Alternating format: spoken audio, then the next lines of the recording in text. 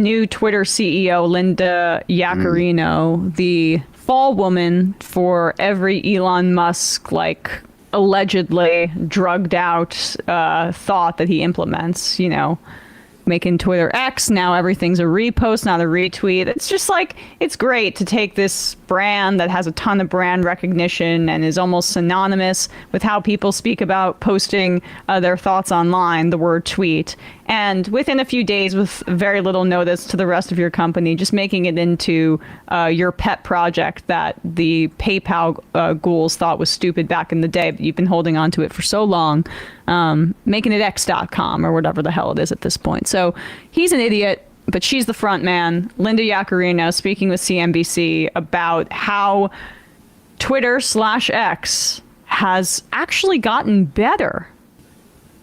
A lot of hate, and there's a lot of vitriol and conspiracy theories, and those attract a lot of eyeballs too. And so if you're a brand and a business, why would you feel safe advertising? I think that's an appropriate question.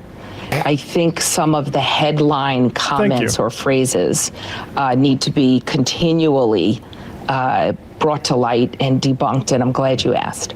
But I want to be clear. For almost 11 years, my previous experience was at NBC Universal.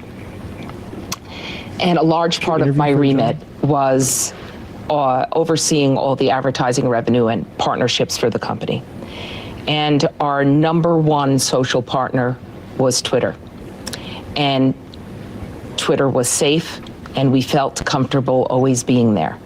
But not all brands. I mean, a lot of brands have left. Okay, hang on. I'm going. I hear you. I'm going. And I want to take that last 10 years and put it in perspective, because by all objective metrics, X is a much healthier and safer platform than it was a year ago. Since acquisition. Sorry, pause it 1 second. So just so I'm clear, like when she was talking about the previous partnerships, like was that before Musk had taken over? That was before Musk, yeah. Of course.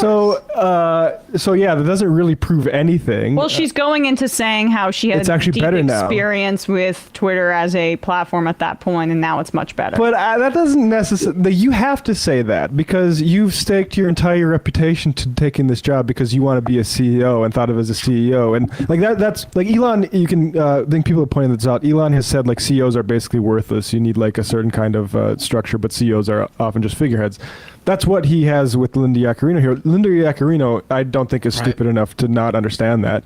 But she knows that this is actually going to raise her profile, and she was never going to be a CEO at the place she was at, and now she gets to be a CEO. So all this stuff is just her interviewing for whatever the next job is. Oh, 100%. Right. Yeah. What are these objective metrics she's talking about? You mean the ones that come out that Twitter, that X flaunts because they are analytics from X's brand partners who need to maintain that relationship in order to get access to that fire hose of X data? Like every time they put out something, it's, if you look up the company, it's one of these business partners or special partners with X that provide these sort of analytics to other companies, but they need to maintain that relationship so they get that access. So of course they're going to come out and find a way to finagle the stats. Anyone who uses Twitter knows exactly how much it's changed. The demographics of the site are completely different now. You basically, and even if all the same people remained, the site itself purposefully pushes up anyone who pays for one of those blue checks, which 9 out of 10 times is a Musk sycophant, which tends to be right wingers. You see him literally starting to follow, like literally like race science people now. Article, that HuffPost article by Chris Mathias just came out about how Richard Hanania, however you say his last name, he already posts. Hanania, he already posts stuff like that, but it turns out he was also just out and out as a white supremacist, posting on white supremacist sites under a pen name. They come out with that. It was already known that Musk was laundering in Richard Hanania stuff previously, and then days after that report outing him as a white supremacist website poster, Musk decides then is a good time to follow him on Twitter too. I mean, it's and that's quite purposeful. That's literally Yes. doing what every right-wing figure does, which is winking at white supremacists, and then they know that they publicly can't say, I support this white supremacist, but they will do little signals and then back away. And all of those far-right freaks have known for years that that's how the game is played. And Twitter X can say whatever they want about how we have algorithms that push down the hateful content and we can't stay away from the edgy, brand unsafe stuff. I don't believe it because you could just see it by being on it. That's not the case. But let's just take them for their word that they do have stuff doing that. The ultimate algorithm on that website that supersedes everything is what Elon Musk, the owner of the site, and the person who replies and retweets and shares all this stuff to his 150 plus million followers, the most followed person on the website too. That's the ultimate algorithm. Elon Musk shares all that stuff, which then automatically goes into pretty much half of the entire website's feed. 150 million people, and then you extrapolate the people who they follow who might not follow Musk also see that stuff because then they'll see it from Musk and tweet it to the people who don't follow Musk.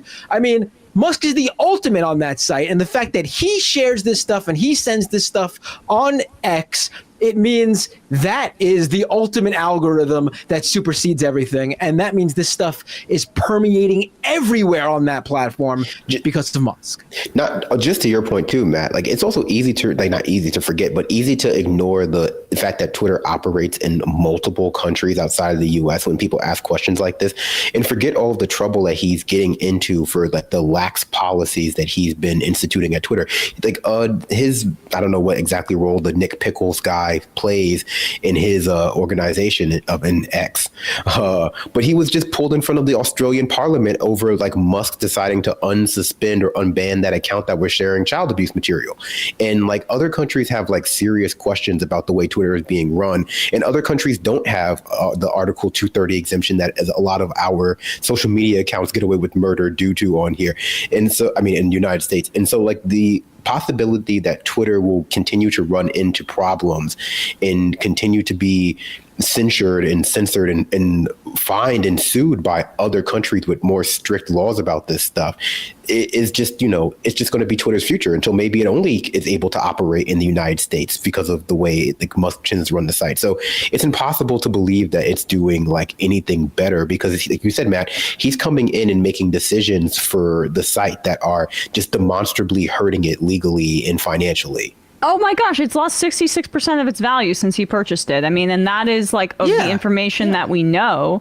And I just like, it's incredible to hear the CEO of X / Twitter going on and essentially touting the content moderation bylaws or rules that they used previously, which Elon Musk said was a threat to free speech and democracy, and enlisted Matt Taibbi to comb through the Twitter files and speak about how it was suppressing right-wing speech. Like, that is what she's using as a guidepost, at least when she's speaking about the past relationship that she had when she was at NBC Universal with Twitter, and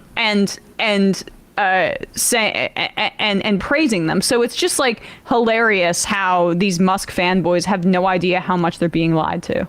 It is so obvious she has nothing to do, or not even nothing to do. She has even no knowledge sometimes, it seems, of what happens on the platform. Musk will just come out and make a decree, and then she will come out days later with style like girl boss speak of like rewriting what Musk said in plain English, like, oh, we're letting this person back on, and then she'll come out and say like, on Twitter we believe that free speech is paramount, so that's why we must let people, we might not like it, but we must let this person back on, where Musk is like, I like this guy, we're letting him back on. I mean, it's her and job now is they're to private. rewrite things. And now they're private, so there's no real just requirements for public disclosure. It's not a publicly traded company anymore. Right. So we have no, but that's definitely exactly what you described, Matt. Right. I mean, all she's doing is there to use her relationships with advertisers to lure them back to the company. That is her job. That's not a CEO role. I mean, a CEO should have been the one to announce that the whole platform was changing its name, and she seemed completely unaware of the whole situation for days. It took her to come out and say something about it. And then the day after, Musk says the CEO is only it's really just a role for, superfluous role. It's like just doesn't do anything but for show. She comes out and says how her tweet after that is like she's doing a poll on Twitter to rename one of the common areas in the New York City Twitter headquarters. It's just so ridiculous. Like, it's so obvious she's got no job there other than to rewrite some of the stuff Musk says for brand partners, and then try to swoon some of those brands back into the fold. That's her mopping job. up shit. Just a heads up, your mics, you might just need to reconnect it, Bender. It's going a little crackly, but let's keep watching what she has to say. Objective metrics. X is a much healthier and safer platform than it was a year ago. Since acquisitions, we have built brand safety and content moderation tools that have never existed before at this company. So and we've ones introduced a new policy to your specific point about hate speech called freedom of speech, not reach. So if you're going to post something that's illegal or against the law, you're gone. Zero tolerance. Pause it. Pause it. When you're not. There was just a guy, Dom Lucre, a prominent right-wing influencer who consistently and constantly posts outrageous conspiracy theories, calling other people pedophiles, sharing fake Epstein lists and things like that, to call all sorts of celebrities and politicians pedophiles.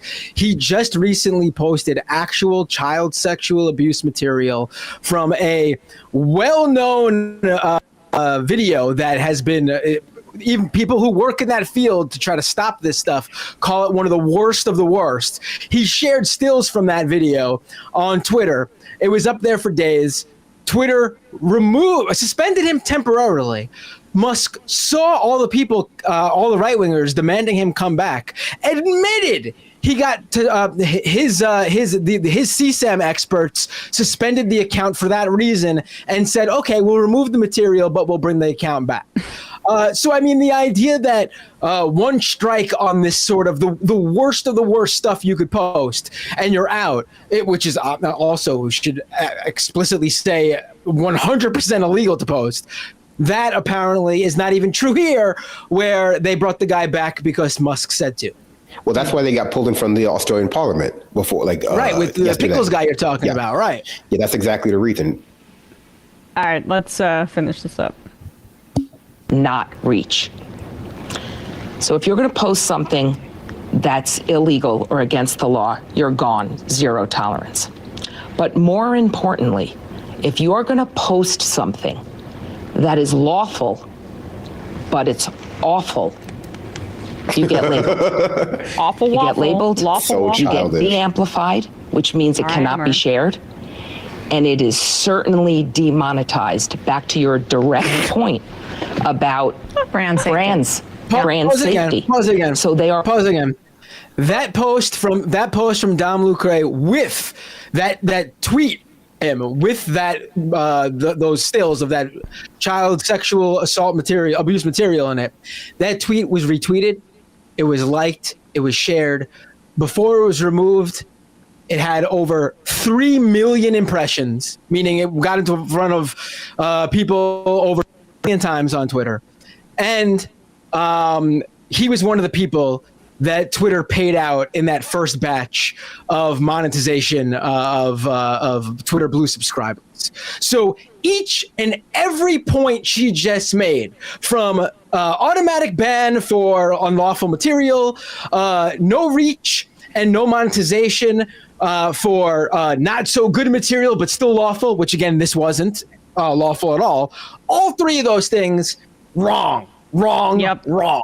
Lies. And she's advocating for like what the exact thing that the right said that they were complaining about with Twitter before Elon Musk acquired it, which is the deprioritization of speech that you don't agree with. She's just saying that they do that, but they don't, because it's all downstream from whatever Musk shits out that morning. It really is unreal.